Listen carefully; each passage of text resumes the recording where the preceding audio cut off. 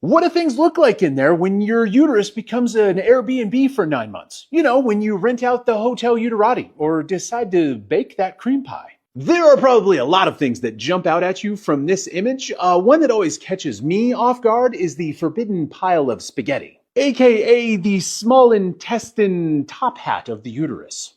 Between this shenanigans and the fact that the uterus is basically crushing the entire large intestine, including the outport, it's kind of surprising that anything can move through there. But yes, this is why you have constipation. And it's not just the intestines that get all smushed up. Your stomach also loses the ability to hold as much as it did, thus ushering in indigestion. And all of this displacement doesn't just mess around with digestion, it also makes it harder to breathe because the diaphragm is right here.